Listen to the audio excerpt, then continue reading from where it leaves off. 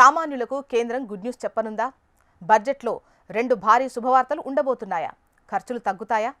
కేంద్ర బడ్జెట్కు రంగం సిద్ధమైంది. ఫిబ్రవరి 1వ తేదీన కేంద్ర ఆర్థిక శాఖ మంత్రి నిర్మలా సీతారామన్ పార్లమెంట్లో బడ్జెట్ ప్రవేశపెట్టేందుకు రెడీ అవుతున్నారు.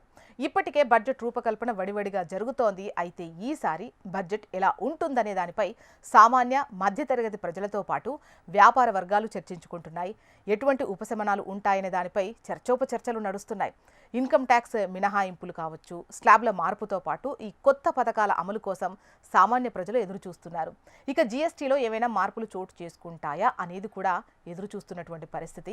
2026 బడ్జెట్లో ఆదాయ పన్ను, జీఎస్టీలో సామాన్యులకు ఉపయోగపడేలా పలు మార్పులు జరగనున్నాయి అని తెలుస్తోంది. ప్రస్తుతం అయితే ఈ 12 లక్షల లోపు ఆదాయానికి ఎటువంటి పన్ను చెల్లించాల్సిన అవసరం లేదు కదా.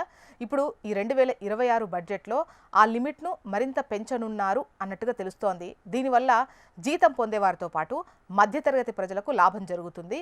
మధ్యతరగతి ప్రజల దగ్గర డబ్బులు చేతుల్లో ఉండే ఛాన్స్ ఉంటుంది. దీనివల్ల కొనుగోలు శక్తి పెరుగుతుంది. దేశ ఆర్థిక వ్యవస్థకు ప్రయోజనం చేకూరే అవకాశం ఉంటుందని కేంద్రం అయితే భావిస్తోంది. ఇక ఆదాయ పన్ను పరిమితిలో మార్పులతో పాటు ఈ జీఎస్టీలో పలు మినహాయింపులు ఇచ్చే ఛాన్స్ ఉంది. ప్రజల రోజువారీ ఖర్చులపై భారం తగ్గించేలా పలు వస్తువుల జీఎస్టీ రేట్లను తగ్గించే అవకాశం ఉందని సమాచారం. దీనివల్ల ఆర్థిక వ్యవస్థ మెరుగుపడమే కాకుండా మధ్యతరగతి ప్రజలకు పెరిగిన ధరల నుంచి ఊరట లభించినట్టు అవుతుంది. ఇక ఈసారి బడ్జెట్లో రైల్వే నెట్వర్క్ సంబంధించి అభివృద్ధి మరింత ప్రాధాన్యత ఇవ్వబోతున్నట్టుగా తెలుస్తోంది.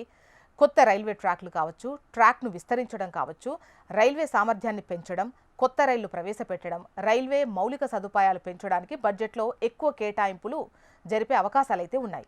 దీనివల్ల రవాణా సౌకర్యాలు మెరుగవడం ద్వారా సామాన్య ప్రజలకు ఉపయోగం జరగడమే కాకుండా కొత్త పెట్టుబడులు వచ్చి ఉపాధి పెరగబోతుంది. ఇక స్టార్టప్, ఎంఎస్ఎంఈ కంపెనీలకు ప్రోత్సాహకాలు పెంచేలా బడ్జెట్లో నిర్ణయాలుంటాయని విశ్లేషకులు అంటున్నారు. చిన్న కంపెనీలకు బ్యాంకు రుణాలు తక్కువ వడ్డీకే ఇవ్వడం, సులభతరంగా ఉండేలా నిబంధనలు మార్చడం వంటివి ఉంటాయి అని అంచనా అయితే వేస్తున్నారు. దీనివల్ల కంపెనీలు లాభపడడంతో పాటు యువతకు ఉపాధి అవకాశాలు కూడా పెరుగుతాయని ప్రభుత్వం భావిస్తోంది.